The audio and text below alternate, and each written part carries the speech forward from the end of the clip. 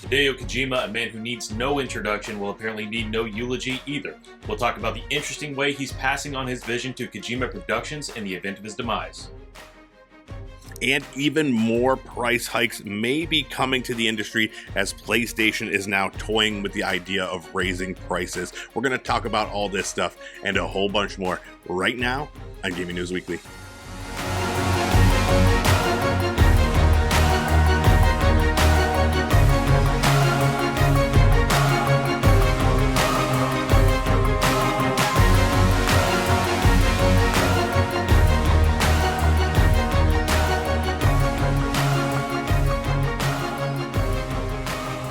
What's up, everybody? It's time for another episode of Gaming News Weekly, the best weekly video game news show out there. Every single Monday, we're bringing you all the biggest news from the video game industry. You can find us on YouTube and podcast services everywhere. My name is E-Rock the Red, and as always, I'm joined by this man right here, Full Clip. What's going on, dude? How are you? Back at it again. I don't have a whole lot going on. Not really picked up any new games lately. Just playing some Hell Let Loose and just loving the hell out of it. Oh, you're loosening it and loving it. Oh yeah, it's still great. You fell right back into it. Was there any you didn't have to learn anything new? Not really. I mean, the most annoying thing is every new server you join, you have to turn the hints off, or else it just takes up like a quarter of your screen, telling you all the basics of the game. So other than that, and other than a few like getting kicked for high ping, our home internet is not great out here, but I'll make do. It's still a lot of fun. It's the type of game where it's not like a Call of Duty, where it's very fast paced, 5-minute rounds, 10-minute rounds, depending on your gameplay, or the game mode that you're playing.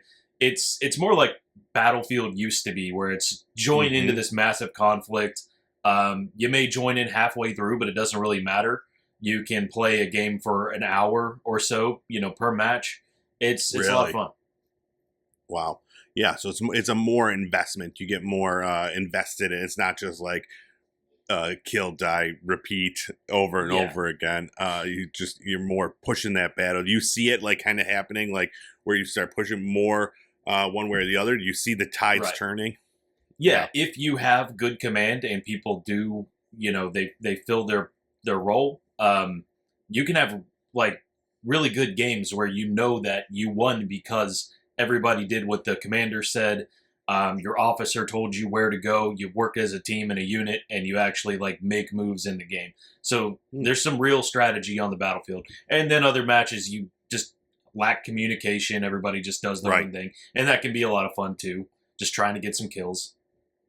Yeah, that would be me because I'm terrible. I'm a terrible communicator in these situations.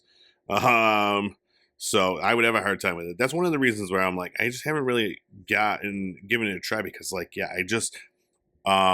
could rarely find time where I could yell at my television without someone in my home being affected by it. So, it's on Game Pass still, so I'll get to it. The only thing stopping me is my hard drive on my Xbox is filling up very quickly, so I have to pick and choose which games I'm going to play lately. And there's been a bunch. So I've been playing Clair Obscur still absolutely loving that. I'm not playing that as much as I would like. Again, just trying to fit it in the time. Now so we're starting to get nice weather. I'm doing stuff outside. It's a whole thing. No one wants to hear about it. I played one of our new release games. We'll get to that soon. But a game that I just recently discovered, and I was given a review copy for it, and I need to talk about it. So it's been out on PC for a couple of years now. It's a game called Mostroscopy, but this was a new console release. So now it's on PlayStation, it's on Switch, it's on Xbox, I believe. And what it is, it's just a fighting game, like an old school, simple fighting game. I think there's like 3 buttons. But the thing that drew me into this, man, is the vibe, dude. The vibes that this thing puts out. It's like a 50s horror like thing with like luchador. It's like this real throwback to like Mexican films and stuff like that. So it has like this real grainy like video thing where, like the lines and the pops and stuff like that on the thing. Yeah. And then on top of that, dude, the music throughout, it's like this like surf rock and like spooky kind of sounds, some like Mexican influences in there, and then the characters. So it's a fighting game. I think there's probably maybe like 16 characters that are just available right out of the box. There's like a luchador, there's a werewolf, there's a robot that looks like it's made of like a ice chest or like a fridge or something. There's a nun. There are like these twin like wolf girls. It's so insane, and it's the game itself. Like I don't know if I could like for hardcore fighting fans. I don't know if I could actually recommend the game because it's very simple. It's really just like you have a special attack and a basic attack, and that's all it is. You could build up this bar. I don't know what that does, but this like you play like the campaign is like you just play one of the characters. You fight maybe like 4 or 5 times. There's like little like written segment in between each, and then all of a sudden like the trophy's popping, and I'm like, oh, that was it. I'm done. Like there's no like cinematics or cutscenes or anything like that. There's a lot of like comic book like kind of vibes on it too. So not only has it got the 50s horror style, the film style, luchadors and comic books, and then this music. This game is like the perfect vibe for like just chilling out and it's $12. It's like, I don't know how much it is on Steam now because it's been out for a while. It's probably even cheaper than that, but it came out on PlayStation at $12. And like, it is such a fun game to just sit back and just enjoy. Like, I was such an pleasant surprise when I booted it up. And I believe it's such an underrated game for anybody that any of the keywords that I just said, if you're into that, check it out, man, because it's crazy. It is really, really fun and just insane. So yeah, Mostroscopy. Sounds interesting. Yeah, I was going to ask, like, is it a cartoonish style, a 3D style? But you said comic book, so is that sort of the visual side of it? It is too. Yeah, it's like kind of like a cell shaded type situation. Some of the levels are like just like black and white. There's like a lot of like film effects that are on there too. Gotcha. Like washed out style. But yeah, it's really great. And yeah, I think anybody who is a fan of that would at least get their $12 worth out of it. You know, you play it for a little bit, even if you are a fan of fighting games. So yeah, have you ever seen what I was thinking when I was playing it last night? You know, like Rob Zombie, like Dragula. Have you ever like seen that music video? It's kind of like that, like style. It's like I expect that song to be playing throughout this entire thing, really? But it was just yeah. So yeah, I very pleasantly surprised. Big fan of Mostroscopy. Nice. Did you get a review copy, or what made you pull the trigger on that one? I did. That's what it was. It was they're putting out review copies for the console edition now, and I was like, oh yeah, I haven't played a fighting game on my PlayStation in a while, so I'll get this one. And yeah, boy, am I glad I did. I almost didn't because I'm like, man, this game's 2 years old. Like, do we really want to talk about this? But you know, it is new. It just came out on the 16th. So it is technically a new game, but yeah, now it's out on everything. So, anybody could go and check it out. So, but yeah, that's it. Let's get into our new releases from this past week. Good.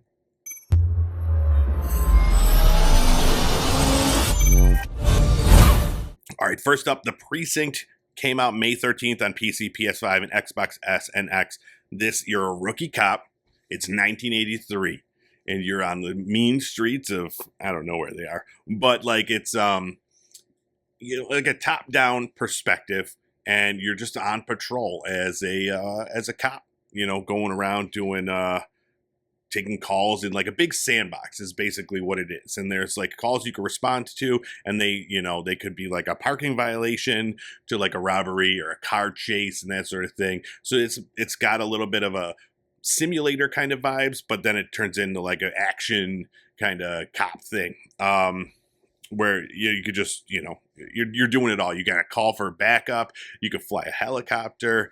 So yeah, it's got a lot of cool things. It's got a whole day-night cycle with different variable weather situations. It looks like a lot of fun. What do you think of this one? Yeah.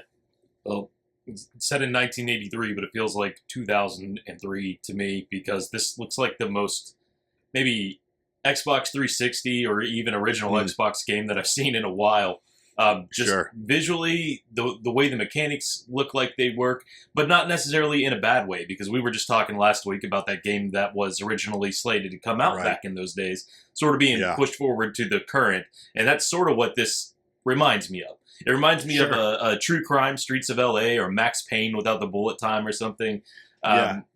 I don't think you're going to get like AAA levels of anything out of this, but Right. you don't need it. You don't need that every time. It does No, look a lot of you fun for don't. what it is. Yeah. Yeah, it's kind of got vibes of like GTA, like early GTA vibes too, except the other side of it. You're the cop in this whole situation. But yeah, man, it looks fun. The reviews are it's got a 70 on Metacritic. The negatives I'm hearing is that parts of it are a little repetitive, some boring bits when you're not doing like the big, the big cop moments, when you're just doing the repetitive rookie cop things. It's a little repetitive. But I like, as a fan of simulator games, I kind of like those, repetitive, monotonous moments sometimes. So Yeah. it's on my wish list. I'll get it eventually. I think right now it's on sale for $25. I think regular price is $30 on the Precinct. All right, then next up, Doom: The Dark Ages came out May 15th on PC, PS5, and Xbox S and X. We touched on this a little bit last week when the review embargo was lifted, and I was really, really excited for this to come out. And I did get a chance to check it out through Game Pass, which, man, I just love that, like, it's just there. If I could make room on my Xbox, I could play this game. And I did. I think I only put in about an hour of it between, Clair Obscur, Mostroscopy, and this. I want to get back in there more. It's the perfect, like, hand in hand with Clair Obscur, the turn-based, like, game where, like, you're just sitting around most of the time, and then this frantic, action first-person shooter. This one, out of all the Dooms, have you played any of the most recent Dooms? Oh, no, not the most recent ones. Just the old Okay. ones. Yeah. So this one is more like Doom Eternal was fast paced. There was more like acrobatics and stuff like this. This one's more heavy, like grounded. You're playing an iron tank basically, where you're just like hammering. You got a big shield and you're just smashing through people with like melee weapons, like a flail or like gauntlets or whatever. And then obviously you've got insane guns. There's like this one that shoots out like bone. It's weird, man. And then different stuff, like there's a cybernetic dragon you can fly, there's a giant mech that you could climb inside. Like there's so much random stuff. So like the way this one is, it's kind of like fantasy, but like with like tech built in, like alien tech and stuff like that. It's a weird combination, but I really enjoy it. Yeah, the last time we saw trailers for this, I thought it was really more of like a medieval setting. And, with some fantasy elements. But this newest release trailer makes it look more like a Diablo type of setting or something than medieval. Yeah, I would say it's medieval in that there's castles and stuff like that. But yeah, all the enemies are kind of like demonic and that sort of thing. So but yeah, the army that you're part of, they have like alien tech and stuff like that. So it's a weird thing. I don't know how it fits into the whole world of Doom. If that's like, I don't know if that's something that's been continuing. I didn't play Doom Eternal that much, so I don't know like how this fits in the timeline and that sort of thing. But I do know that it is so much fun to play. Like the music, it just gets, it's just got that heavy metal soundtrack where it just, every time when you feel the music picking up, like that like just gonna get crazy. So so that's a lot of fun. The visuals are fantastic. I'm only playing it on my Series S, so I'm sure like it's not even touching what it would look like for anybody playing on the PS5 Pro or PC or something like that. I know my buddy was playing it on his base model PlayStation, and he said he played it for a couple hours, and all of a sudden it just shut off it crashed his whole PlayStation and like his television, and it was like he had to like hard reboot it. It was bad news. So he's like, I don't know if I should play this. I'm like, I don't know. That base model PlayStation 4 or 5? 5, yeah. So I don't even know it's out on the 4. I just was thinking like, yeah, that I could see that being pretty bad. Surprising though so, for the 5. Yeah, so I'm like, have you ever cleaned your system? And he's like, I probably should do that. So I'm like, maybe it's just the fans it might have overheated or whatever, because it is a very graphically intensive game. Like you boot it up and there's 4 pages of like, toggles and switches, and you could turn things down and stuff like that. So it's like, there's a lot going on. But yeah, it's at an 86 right now on Metacritic, and I absolutely love it. It is, if you're a fan of Doom, you're gonna love it. If you're a fan of just taking out your aggressions in video games, this is the perfect way to do it, with some sick heavy metal music blaring. And it's on Game Pass. Like another thing, just go get some Game Pass, and then you're all set. And then last up, Capcom Fighting Collection 2 came out also on May 15th on all the consoles. This is another great collection of classic Capcom fighting games. This one has Capcom vs. SNK Millennium Fight 2000 Pro, Capcom vs. SNK 2, Mark of the Millennium 2001, Capcom Fighting Evolution, Street Fighter Alpha 3 Upper, Power Stone, Power Stone 2, Project Justice, and Plasma Sword Nightmare of Bilstein. You ever play any of those games? I really couldn't tell you. I mean, I've touched on those older arcade titles, or the ports of them at least, but I couldn't tell you one from the other. I'm not that big into these. I'm more into those like metaverses, that style of fighting, Smash Brothers. Yeah. No, I hear you.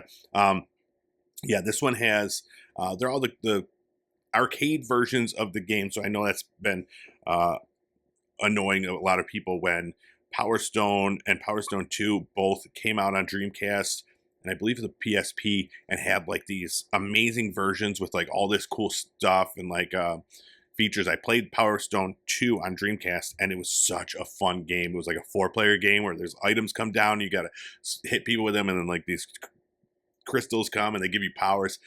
So I was excited to check that out, but I'm hearing that it's not the best version of it. So people are definitely giving it negative reviews based on that. But if that doesn't bother you, it's got all the stuff in there. It's got the online play, local play.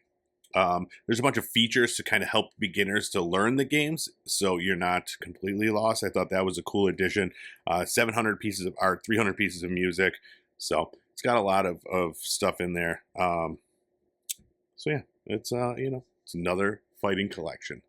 But like you said, I can't. This one stands out to me because it's got the Power Stone games in there.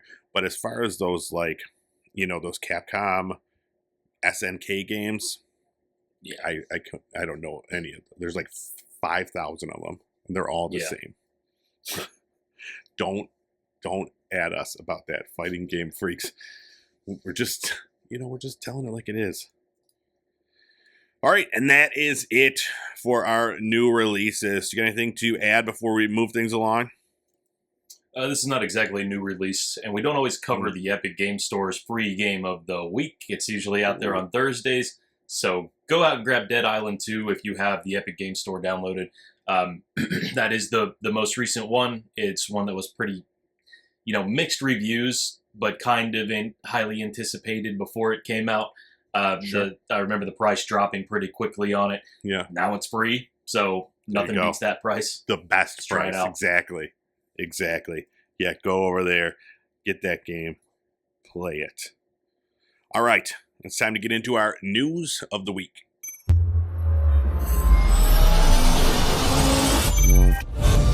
We recently talked about raised prices on the Xbox, and then we talked about raising prices on the games. Now it's time for PlayStation to have these talks. So they had a earnings call recently, and they are forecasting that they're going to get, hit pretty hard from the tariffs.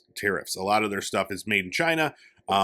So they were thinking that they were going to be impacted by about $680 million from that. So to compensate, they were considering raising prices on, Sony related items, PlayStation, and then the accessories that go with it. Like we just saw Xbox do. We don't know how that's working out for them. They raised their prices quite a bit, $80, $100 on their console. So we'll see what will happen with this. I don't know. It's not a great time to be in the market for a gaming console, but if you are in the market, I think now is the time to jump before the prices get even higher. You know what I mean? Yeah. Yeah, I mean, and that's not even getting into what's going to happen as we get closer to GTA releasing and people realizing that they're going to need one of these if they don't have one to play the game. Yeah.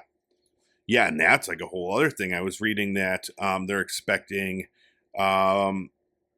because of the delay of GTA, that the market's going to take a huge drop overall, like a 2% less sales of consoles, up to like 700,000 less consoles being sold just in 2025, which will obviously affect software sales. If there's that few consoles sold, software sales are going to take a big hit. So you were seeing a lot of different companies, then the software companies, developers, kind of adjusting that as well. Not putting themselves out there, not funding certain games. And then I just read an article talking about how some developers are going back to Kickstarter now because of the kind of tumultuous situation that the whole industry is in. So, it's definitely a weird time. But one thing I did find interesting about this PlayStation 5 earnings call is that the CEO, Hiroki Totoki, and anytime I get a chance to say his name, I'm going to take it. He said that they did also consider the possibility of moving some manufacturing to the U.S. to avoid the Trump tariffs. So I don't know. That seems like that would be a pretty hefty cost. And, I don't know if that would spare any price increases either. But I don't know. It just depends on how long this trade war is going to continue, I guess. Yeah, and it doesn't seem like anything is solidly in place for that. No. If that happens, maybe that's great. I don't know, because, by the time American hands are touching the manufacturing process of this thing, the price is going to skyrocket, and that's part of the reason they don't do it. But I mean, if it comes out cheaper on their end to do it that way than to import it and face the tariffs, I don't know. That doesn't necessarily pass along to the consumer either. So we could still be seeing just as high prices, even if manufacturing is moved to the U.S. and they save a little money on their end. Absolutely.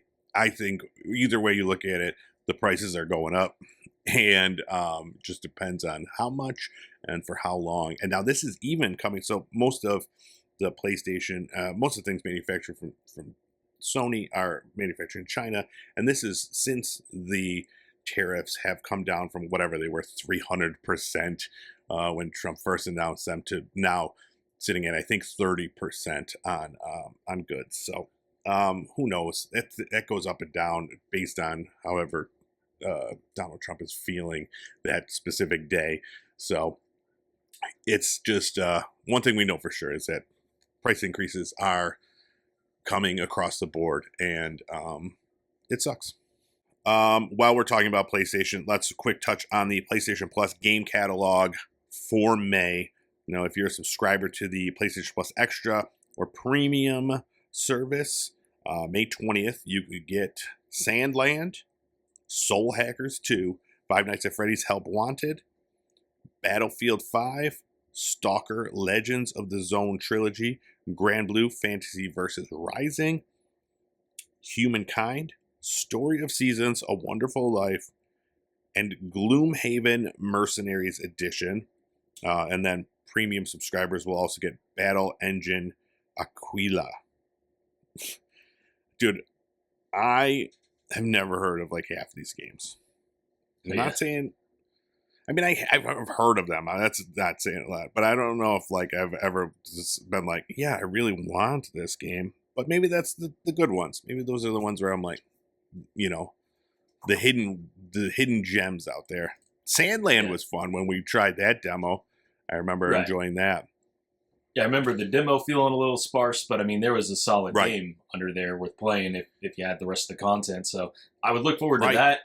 If you haven't played Battlefield 5, if you were a fan of Battlefield 1, it's pretty good too. It's not the slop that was 2048 or whatever the newest one was. If I played Battlefield 1, but I haven't played 2, 3, or 4, can I still get into Battlefield 5? I think so. Yeah. All right. There's not They'll try Battlefield 1992 or whatever it was back in the day with like Desert Storm.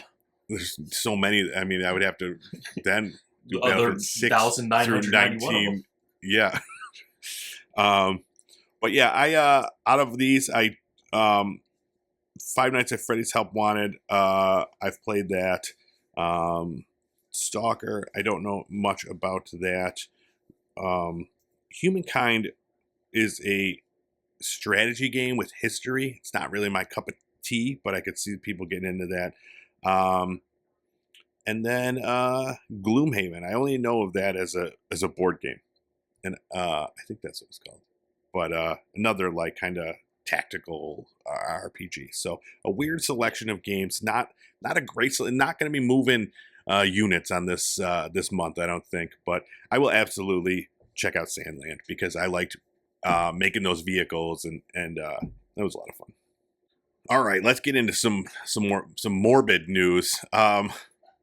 This is a fun idea, and I think it's something that we could all maybe do.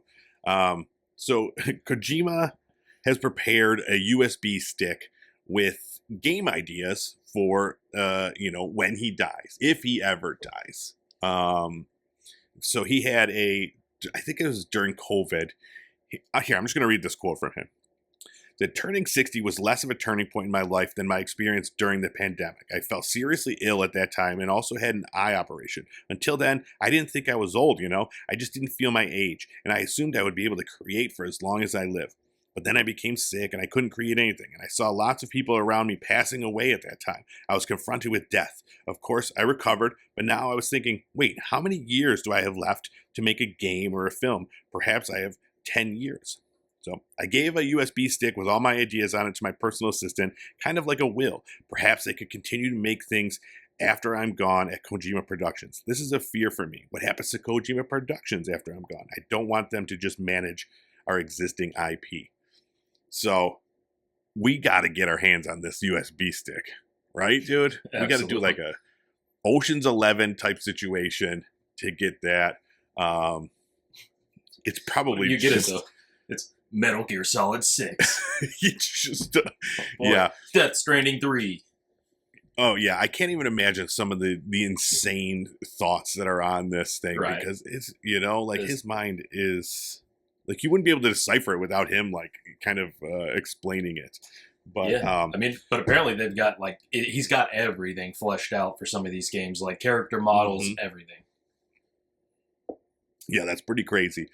I know he was on a podcast talking about game ideas he had where it was like actually played with the idea of time where, it's the games are played in real time where you'll go back 10 years later and play it and like things have happened or like your character in game grows a beard and you have to like shave their beard and stuff like that. It's yeah.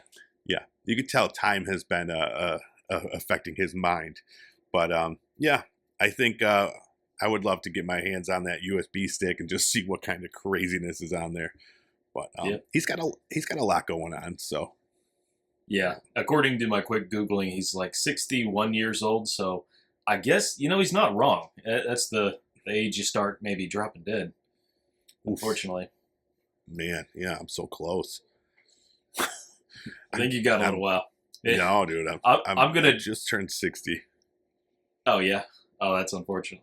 Yeah, this is for the audio listeners. Maybe the video watchers. Maybe I look less good than I think.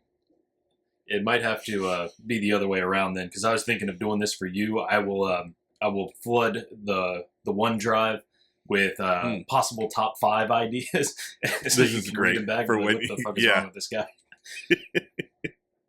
I like this idea. Yeah, I think we should just all be prepared, for our inevitable deaths. So, but yeah, he's got I think he was talking about he's working on a Death Stranding movie. He's got those 2 projects that were not Fizzint, and then OD, which were announced. I don't know when we'll ever see anything from either of those, but yeah, he's got a lot going on. So, all right, moving on. Some bad news for mobile game players. Call of Duty Warzone Mobile is being shut down just about a year after it was released. Activision is ending its support as of right now, as of this recording.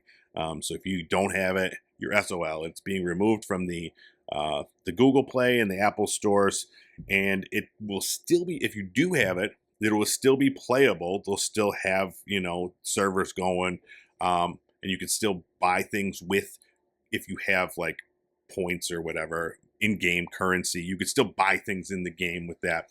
They're not doing any refunds on that. You can't buy any more currency, just whatever you have you could use up. And they don't really say when they're going to stop supporting it. But they're just saying as of right now, you can still play with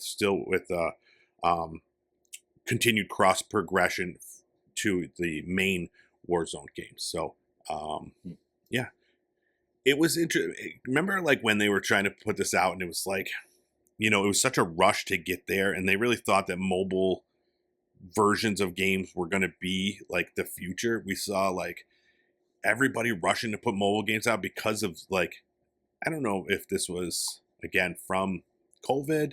It was something from that, but there was this huge influx of cash from people spending money in these mobile games like Apex Legends Mobile, which I don't think that exists anymore either. Right. But I just saw that Fortnite, they're trying to get it back on the iOS store, but that's they're being denied. Thing. Yeah, they've been denied the second time. I don't know if that's because of their whole Epic versus the I think so. store fees thing. Yeah. Yeah, it's getting hard out there, though. But I guess an important distinction here is that this is just Call of Duty Warzone Mobile. Call of Duty Mobile is its own thing. And I think the idea with some of these is that it's opening you to a new market of people who don't necessarily have the money to go out and get a brand new console or a PC. So, kids a lot mostly. Of them do that. Yeah. And then other markets around the world where a lot of people just can't afford the consoles or PCs. But everybody has a good phone, I guess. Yeah, it's interesting to think now that I should have looked to see which ones are still up there as far as these battle royale games, because PUBG was a big one. I think that one might still exist, and like you said, Fortnite on Android devices. Or if you still have Fortnite, I think you could still play it, but it's not you can't get it off the store now on the Apple store. So yeah, it's because I know my nephew, I think he's maybe 10, 12 or whatever, but he's just always playing Fortnite on his phone. It's all he does.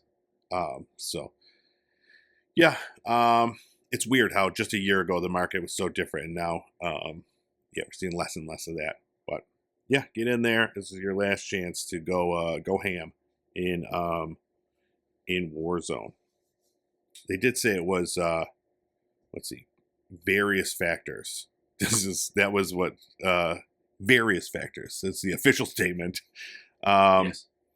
It has not met their expectations with mobile first players like it has with PC and console audiences. So let's move on to some very, very cool. This is one of the coolest things we've ever talked about here. The Warhammer 40K Space Marine 2. That game, obviously came out. Great game. You loved it. You always call it, what do you call it? Helldivers or something. It's fun. It's a fun inside joke thing. Yeah. But that game is now, maybe a year old or whatever. And to keep it fresh, the devs have given the mod community the internal editor that they use to make anything that they want. This is the official game tools that they use. now given to the mod team. What do you think of that? This is going to be pretty awesome, I think. I mean, because this totally opens everything up. This is like when Halo was modded to perfection back in the day. So I think there's going to be like a lot of custom games. I don't know if there's a way to do like custom servers for this or how it works on that end. But they're talking about not just like PvP, but being able to do like 12-player co-op and stuff like that. The only problem that I had with this game, I mean, the multiplayer is a little basic and lacking, not a huge variety of things to do there. But from a story perspective, it's just a little, once you played the first 2 or 3 missions, you kind of get how it's going to go over and over. And there's little epic scenes between all the same old killing that you do that change it up a little bit. But it's like, it's not robust to the place where I'd like it to be.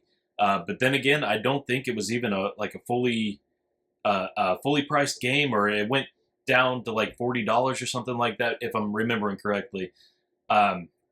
So it's been mitigated a little bit, but this is opening the floodgates of what people will be able to do. So this is one, I've still got it saved on the hard drive. I haven't deleted it yet, and I plan to keep it there so that when this comes out, people start, flexing their creativity, I can jump back in.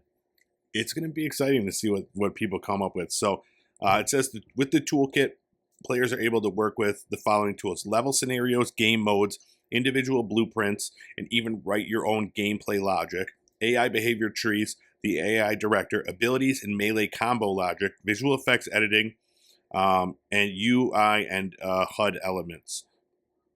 So, it's very cool. The one of the devs said, not long ago, I promised we would support the modding scene, and we meant it.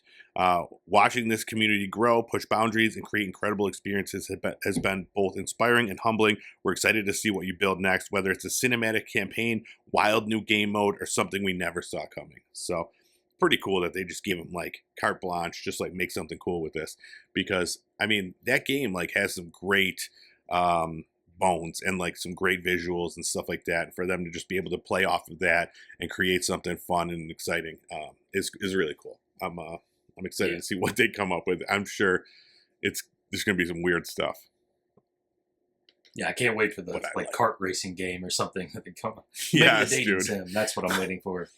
Oh, I know you are. I know something where you could breed 2 different characters. I know you're big into that.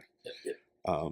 So yeah, very cool idea. I wish that happened more often. We'd have a whole new world of gaming to explore. All right, well, that is it for this week. You got anything else before we pack it in? No, that's it. All right. Well, thank you so much for checking out this episode of Gaming News Weekly. Be sure to find us on YouTube at Pop Culture Playground. Hit subscribe there. That way you'll be able to check out this show with all the added visuals and, see our handsome 60-year-old faces.